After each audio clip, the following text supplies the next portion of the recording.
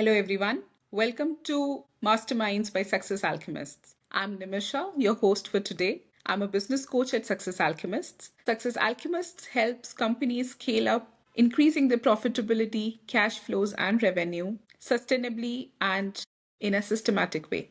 Masterminds is an online podcast where we invite experts from various industries and domain to discuss about their own journey of growth and insights which can help you grow your business sustainably and scale it exponentially. Today, we are going to deep dive into the world of data and analytics. My guest for today is Mr. Shantanu Prakash, who is the Director of Data and Analytics at CashKaro.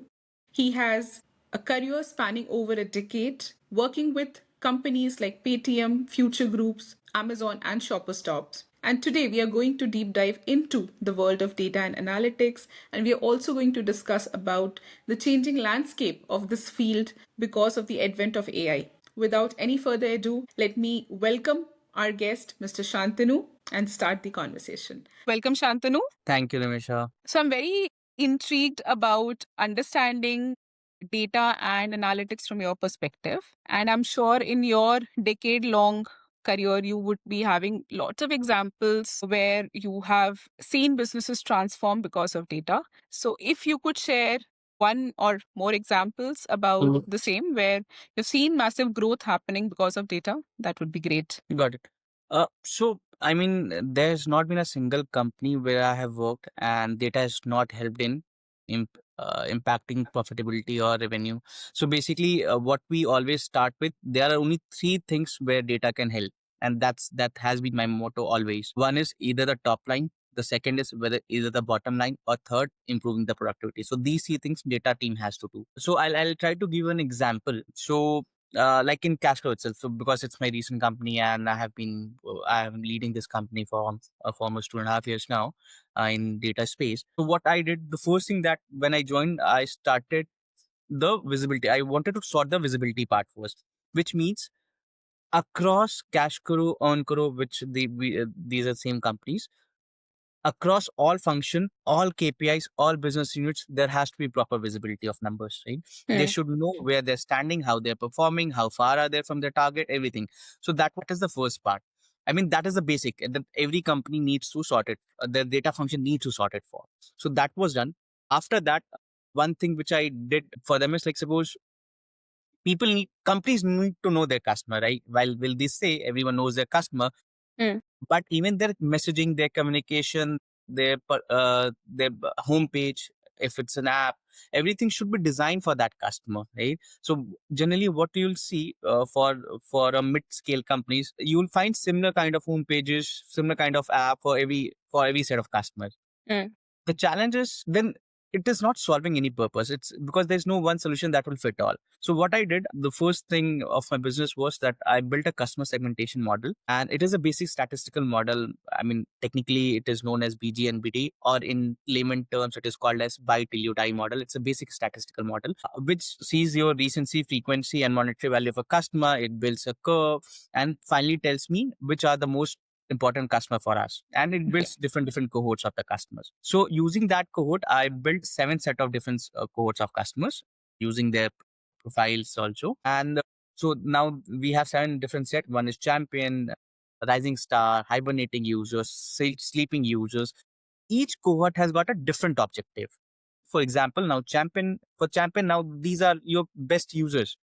For them, the communication needs to be different. For them, the way you talk to them, the things you try to upsell them would be completely different than to a, let's say, a hibernating or a sleeping user, depending on what simply classifications, active labs kind of users. And once we implemented it, everything got changed. Every business unit was aligned for that. Even the CRM team, the calling team, everything, all the object, they know for this particular cohort, this is the objective, and every decision has to make sure that we are going to fulfill that objective. That's it. Very small change, just identifying your set of customers and action towards that. What happened? It led to almost 150% jump in my retention percentage in L12 month, and in fact almost 180% growth in the revenue numbers from those cohort of customers. Simple way: identify your bucket of customers, know their patterns, what they do, and then what is do you want from those cohort of customers, and build your solution around that. That's it. That was very important thing.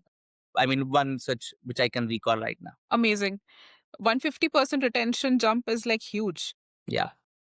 So let's say, as you were talking about mid-scale companies, and if we have to talk about a blueprint for a company where the data stream is non-existent, of course, data exists, but it's not streamlined. If they're looking to unlock the next growth potential and they are open to using data as the pillar for that growth. So if you have to tell them top three things where they should start. So I believe customer segmentation is the first one which you mentioned. What should be the next two things that they should look at for building a robust data pipeline for themselves? Our world, there is a saying, garbage in, garbage out. So the first thing what every data team has to do is to make sure that they are getting the right set of data. See, in any business, no matter how big or how small there are different functions. Every functions have their own tools that they're using. It's generating different kind of data for the same set of customers. Like, might be purchasing on the app, they might be browsing on the app. Now these two, while a transaction data is different, browsing data is a different data set, then he or she might be calling to customer care. The customer might be interacting to your push notification in app, everything.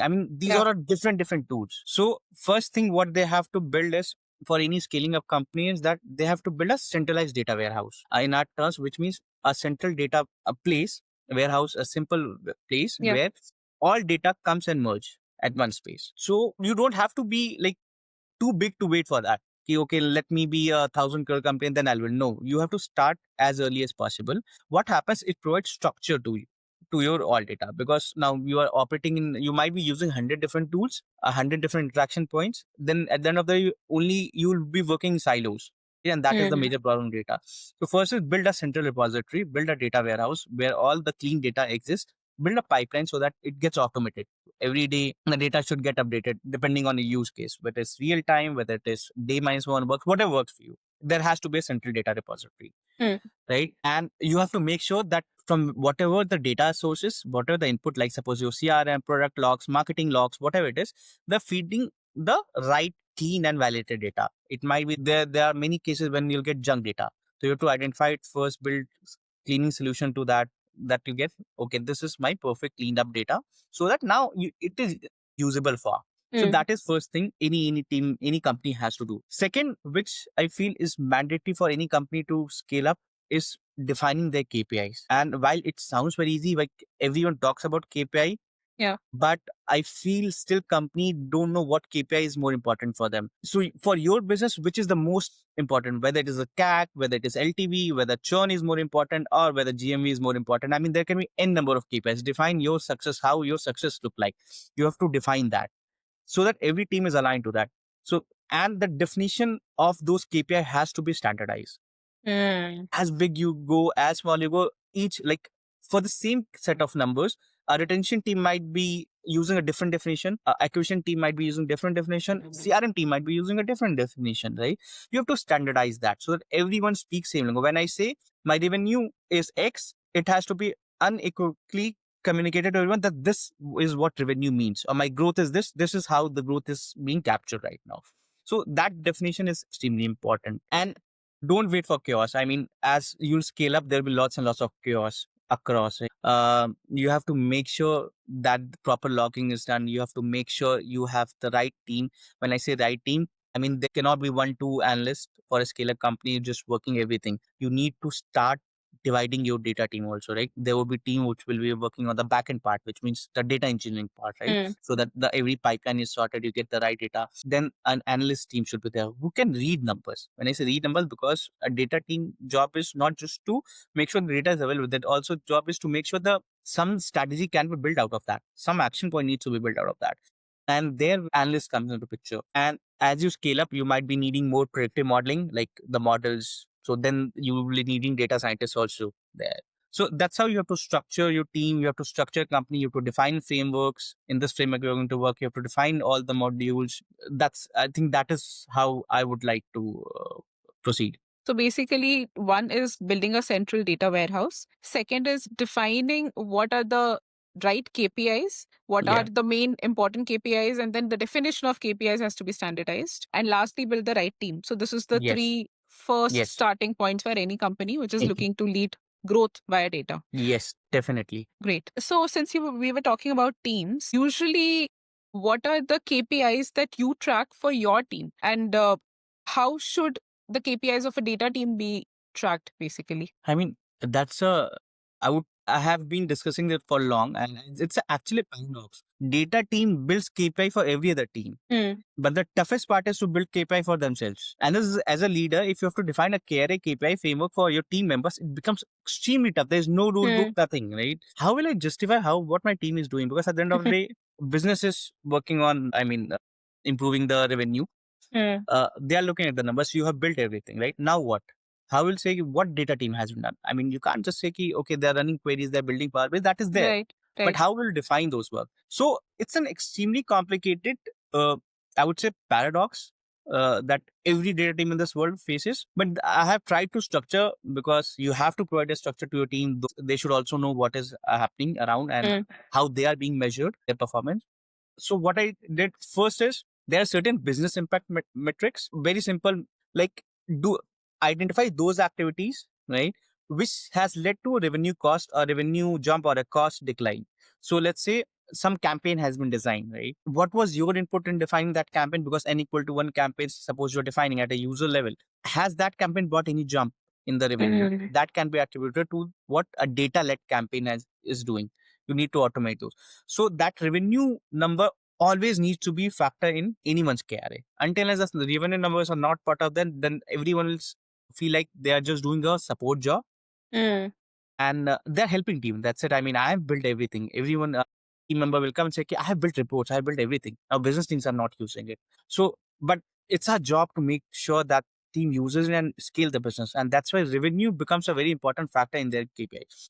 And not just the overall revenue, it can be what incremental revenue your actions are bringing in the business, your intelligence are going to bring in the business. So that percentage is one very important KPI that I keep in KRA. Second is the standard ones, which we data can borrow from software teams, which is the SLA adherence on dashboards and reporting, how many jobs we have automated, what is the productivity saving, estimated productivity saving on those automation of jobs. Then suppose if you have a large business team, you'll get many ad hoc queries. So then what is my query, query turnaround time? That's one thing. Fourth KPI which I give to team, because we will build n number of things. So currently my team has built, I have built almost 500 plus tables, jobs, automations across.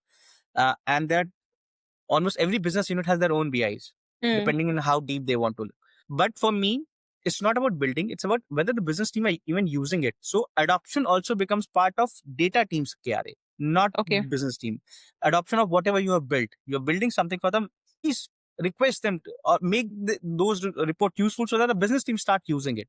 So that also becomes a very important KPI for me. And that's how I have tried to structure it. Very interesting, Shantanu. So now with AI and data is the first thing probably which is getting transformed because of AI and the usage of data as well. So how is the team dynamics or the team structure, team talent changing because of AI? So not just AI, AI is an offshoot of data only. We are part of same family. So it's not like that drastic changes is going to happen. But one thing is for sure, the business dependency on data will reduce further and further. Why it is so? Because for general querying time, like I want these query to be written. So in CashKaro, what we have done, we have a warehouse. We use AWS, Amazon's web service, Redshift. We have given Redshift access to business teams directly. And we have created a GPT explaining them, these are my standard tables, these are my standard queries. Now what happens if business team has to generate any query, they go to that GPT, they type, okay, these are my query, these are my questions, and these are the tables that I need, can you draft me a query? The GPT generates those drafts. Over time, we have observed that my 90% of query that we used to get from business has reduced in the last 1 year itself. Because they're able to do it by themselves using the tool that your team has developed, the internal So it's a basic GPT that's trained on our tables, standard tables. Not everything can be shared on standard tables, because we know what kind of queries, what kind of business team keeps on asking. So we've built that. If they want to do how they want to play in Excel, they want different kind of data set, just type to GPT and they'll get that. If they need an issue, now they're coming. So the bandwidth is reducing.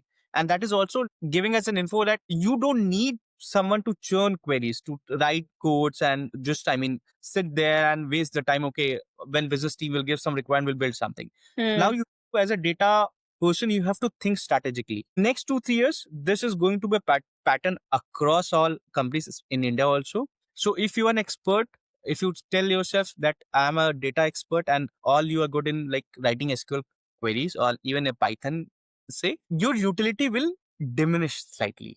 Right? It will not get reduced because still there will be people to check and everything. But you have to be, the differentiating factor is how well you think and how well you understand your business to make sure that you have the right, the right questions to ask and then search for those answers. So that is going to change.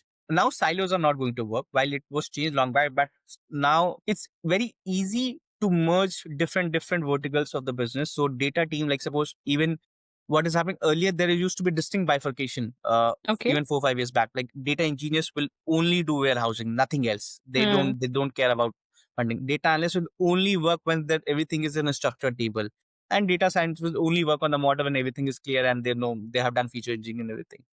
Now this is changing. Now we need more generalist kind of team members, a data engineering who also understands business. And that's the term got originated almost 2 3 years back. We call it as analytics engineer.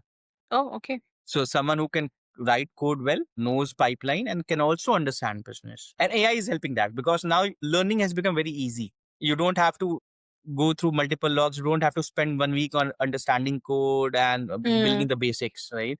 Now you can just build a GPT which can help you in those aspects very So easily. somebody knows what's the right questions to ask, or rather, somebody knows what's wrong with the GPT so that they're able to fix it if needed. That's Yeah. probably the execution part of it. And then there is the strategy part where how it is going to actually impact growth of a business. They really need to understand that as well. Yes, extremely important, extremely critical. I mean, that is going to be the USP of any data person if they want to survive the next 5 10 years in this business. It's very, see, I'll be very honest with you. It's not easy. It's not going to be easy for us, especially for the data people, right? It's not going to be easy for us. GPT is there, right? Business will adopt it.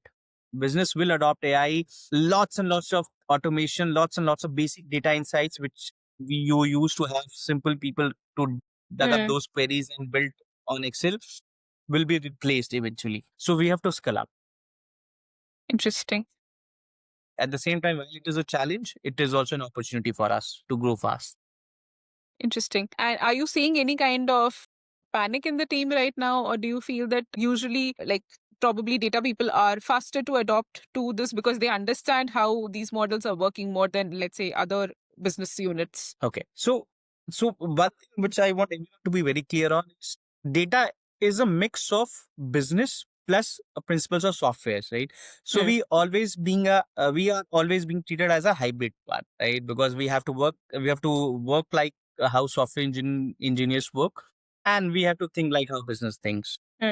So I think we have been on our toes for almost inception. And this is AI is also doing the same thing. Now we have to learn one more new thing. We have to be part of one more new thing. So I think the basic mindset is that everything changes. 5 years down the line, what will exist, we have no idea. Something drastic might change. Got Something. it.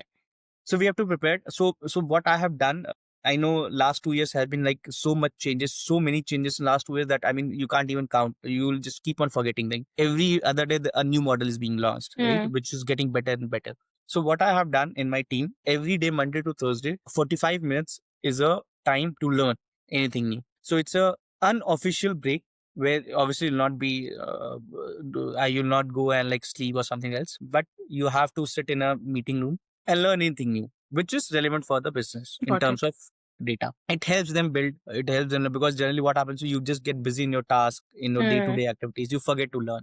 And in our world, you can't afford to not learn anything. That is a deal breaker, especially in our. Very interesting. I think this is something to take away for all leaders, not just a data leader, that they are providing the scope and the time, bandwidth for their folks to learn and upskill, because upskilling has become the need of the hour again. Yeah. Like it's we are living in a crazy time right now. Mm. So if somebody needs to upskill, what are the top three data tools AI tools that you would recommend for them? So upskill, see now, I think everyone has started using ChatGPT. I'm assuming everyone one must be using it. The kind of challenge, the kind of things, the kind of answer it provides is reasonably good. But now in last 2 months, what I personally have done is I have shifted myself from ChatGPT to Gemini ecosystem, and the reason is very simple, right? It's not like that. Currently, Gemini is better than OpenAI, the latest model. It's equivalently good, but the kind of ecosystem it provides is really good. Like suppose you have Gemini, you have Nano Banana, then you have VO3, then you have coding notebook LLM, right? Everything. So from learning to video creation to audio creation to photo generation, everything you'll get in a closed ecosystem. And that's why from last 2 months I have started migrating my, earlier I used to have Perplexity, Chat GPT, Cursor, everything. Now what I'm doing, I just want, because it just become very challenging to have different tools, and every time something is The happening, models are changing so fast. model training, and you might be building one thing on one place, then on second thing on a different place. So consolidating everything becomes very tough. So that's why I personally prefer one ecosystem where everything is possible, and that's what Gemini is doing. So Gemini is there. It's really helpful for if you want to code, right? Then Google Python codes can be written on Google Colab. Then you have VS Code, which is a editor ID. So there are things which you can learn. I still personally believe that traditional learning should be there. Why? Because I feel that basics needs to be clear. While GPTs and the open AI, the Geminis will help you solve the problem very fast, but I still feel they don't solve the basics if you don't ask them the right question. Because what is happening right now, everyone, people are saying, okay, this is my problem, solve it. It gives you the output you put in there, but you are not sure why this answer works. I mean, why this code works, why this query works, why this answer works, right? That question, the power of asking why can only be cleared once you have the Fundamentals clear. fundamentals clear. Yeah. So that's there. But personally, I have shifted to Gemini for any kind of learning, any kind of things. And for if I have to do any research work, then I move to Perplexity. Okay, interesting. As a data professional, what are the tools that are like very useful right now? AI tools. So, for Power, for us, GitHub Copilot has been really useful for us. Then there's a Power BI Copilot, right, where you can also ask, you build some BI, and then someone can go and ask those questions, and from that BI, it will give you the answers, right? Okay. That has been really useful. GitHub Copilot is really, I mean, it's really useful for us to write code. It on the real time, it tells you, you can chat with the code and you'll get the answer. And now one more thing, I was talking about, even a notebook LM is really helpful for us. Why? Because what is happening, see, if you have to connect to multiple APIs, right, then what everyone does, just give you documents, read through the document, build code, and then work. Now what we have to do, we don't have to go to every doc. We just dump those doc in any PDF reader, in a good PDF reader like a notebook LM. It reads and give us, okay, this is the place where you have to look for. This is the exact code setup where you have to follow. So this just this makes our life very easy. A lot So of that time saving and efficiency is coming extremely, because of this. yeah. Interesting. And lots of data. So and in our company CashKaro, what we have done, we are using Lovable. So Lovable is a software building product. I mean, you can build front end, back end via this. Lots of small scale internal product. Now we are also building it. So for automation, like for scraping, if you have to build, we're building a mini scraping CRM tool, right? Where business team just write a keyword. I mean, for they want the scraping to happen, and we have built a tool for that using Lovable. So what happens? There's no, I mean, now your product also looks good apart from the utility that it offers. So that is also, and Interesting. you don't have to learn anything. You don't have to So learn it's React. making the data team very independent in terms of not Yes, depending on the software team for the for utility, the the UI, basic, UX and all of that, right? not not even going to any, let's say, while you, if you're in Google environment, or if you're in AWS environment, or if you're in Microsoft environment, they also have certain tools. So you don't require them. I mean, you don't have to pay for any kind of things. You can build on your own if you want. Very Many things. interesting. I think this is going to help a lot of company which is looking to sort of start from the scratch and, perhaps think, how do I begin? Where do I begin? Or even Sure. to hire their talent. I think this is going to be very useful. Okay. What are some of the common mistakes that you've seen companies which are looking to scale up make when it comes to understanding how data is supposed to be used? So I would say, I mean, there are many, but I can list down three, which I think it's common across multiple companies. I have observed myself working different, I have worked in retail companies from which are like offline dominated, online dominated. And I've seen those kinds of mistakes happening everywhere. Possibly some are working better in rectifying those, but yeah, there are. So if I start with the number one problem is that many companies treat data team as their service desk, right? Can you send me the report? I mean, how many times I don't know in my life I've heard, can you please send me that report? Tomorrow is my review. We have to move away from that culture. Data is not a report building exercise. We have to understand business should involve data teams in strategic decision making, not just reporting. Number tells what you don't know. Data team will help in identifying the right path. See, data is like a Google map. Tell them where you want to go. They will charter a path for you. Now, if something happens, let's suppose you take a wrong right or left turn, they will tell you, okay, the path is wrong. But then they will change the course of map. Okay, now we can reach to destination B via this. So that's how data team needs to be treated. Not a report churning factory. Not at all. That's the biggest mistake I have seen. Every founder, every CEO needs to understand this. Second, what I feel it's problem with many businesses, especially business heads, they somehow choose vanity metrics rather than the metrics which really helps the outcome. Right? They don't go into deep. Like suppose someone says, okay, my app installs are increasing. That's good. Okay. I mean, that's a starter. But it is impacting anything. Is it impacting retention? Is it impacting your revenue? Right? So there's a concept of five whys. If you're not asking those five whys, A is happening. Why? A is happening because X is changing. X is changing. Why? Same. If you're able to answer those five levels of whys, you'll be able to exactly know what is happening. And then only you'll be able to know whether I have to do this thing or whether I can't do this thing. And all of these whys should eventually lead to your North Star matrix. If not, then it's probably not the Definitely. right decision. Definitely. And again, for data, there are only three North Star. Either your top line has to improve, or either bottom line has to improve by reducing the cost, or third, either the productivity has to improve. There is nothing else. If Got any it. data team is focusing on any other metrics rather than these three outcome metrics, I mean, there can be multiple input metrics. That's a different call. But apart from the outcome metrics, then they're possibly looking in the wrong direction. Got it. Third, which I say maximum company misses. I mean, they feel that once I'll grow bigger, then I'll start is data governance, right? Very simple things. Access controls, version controls, right? Naming conventions, right? I mean, see, business A saying the same, reporting same metrics as A, other team might be calling the same metrics as B. And that's a huge confusion. I mean, you have to define the very basic things, but people miss it. Trust me, if you go to an X company, even the sales word would not be standardized. Someone will call revenue, someone will call commission, someone will call sales, someone will call X, Y, Z. It depends what language they use, they are more comfortable with, right? That's what happens. And so those access control, version controls, right? Because later what will happen if you're not putting your data governance at start, you'll only wake up when you will be in chaos. There's a possibility that you don't want every team to know about your full business numbers. I mean, that's not required. Why would a CRM team need what my I don't know, acquisition metrics look like? Correct. It's dependent on the use cases, right? And you don't want to expose. There are certain confidential numbers which only a few need to access. So those right access control needs to be defined at earlier stages. So I think these three problems, which I feel that mistakes maximum company makes, and they have to solve at the start itself, so that it doesn't pile up. Got it. Great. So now we want to move to a segment which is a rapid fire segment. Okay.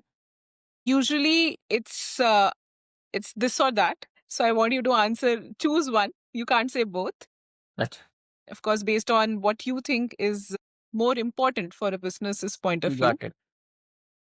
And this is primarily from a lens of a leader who has you have scaled companies, right? You have seen them grow. So I want you to take that lens only, not for somebody who's starting up, but somebody who's trying to scale up. So pick one, and if possible, give me a reason also why you have picked that. Okay. Okay? I'm just coffee with Nimisha. Yeah, something like that. But for the business people. Okay, so I'm gonna read it. Leaders who ask better questions or leaders who demand better numbers. I mean, hands down, I would always say leaders who ask better questions. I mean, better question leads to better exploration. If you don't know what questions to ask, I'll never know what answers to find for. I mean, it's a company is a collective responsibility, right? I might think one way, other will think a different way, third person will think in a third in a altogether different way. So the question, if the question you don't have the ability to ask right question, you will never go to the right path. Never. I mean, there will be one path which you will follow, but that might be correct and correct. You don't know. So I personally feel that person who can ask a leader who can ask better question has the right recipe to success. Interesting. So, data as a mirror for reflection or data as a scorecard for accountability? Okay.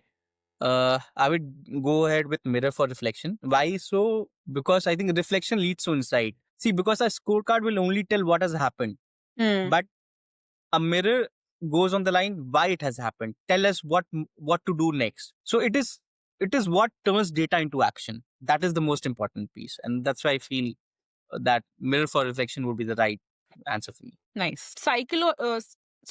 Psychological safety to explore data openly or pressure to act fast. So, as a team leader, which one would you prefer for you and for your team? Very, very tough question, actually. But see, I feel that you can't get innovation without safety. So, at CashKaro, current company, we run almost 20 plus experiments every month across business units, across CRM, app, influencer, product level, right?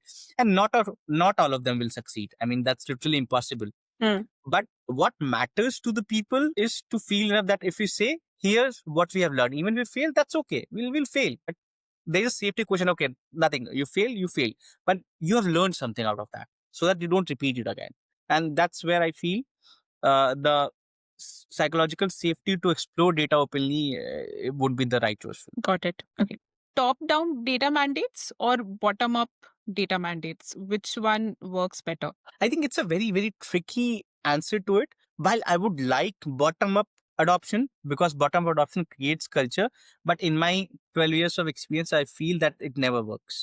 I mean, that is a utopian world. Even if your junior CRM is debugging, okay, why which cohort of users performing well, then you have set up the goal. That is my vision. Even a calling team guy should know, okay, what is wrong with this customer? How can I dig deep on this? But that never works. So in all companies I've seen because the culture flows from top, the data culture also has to be flown from top. Your leadership has to be a data driven person. Then only the bottom team will follow, and eventually you will feel that there will be some time where a time will come when eventually everyone in the team will talk the same language in terms of data. So while I would like to, but I have to go by first. So, like every other aspect of the company, the culture for data also needs to flow top down. It has to, else it will not work. At least in my 12 years, I have not seen it working. Got it. Okay, last question.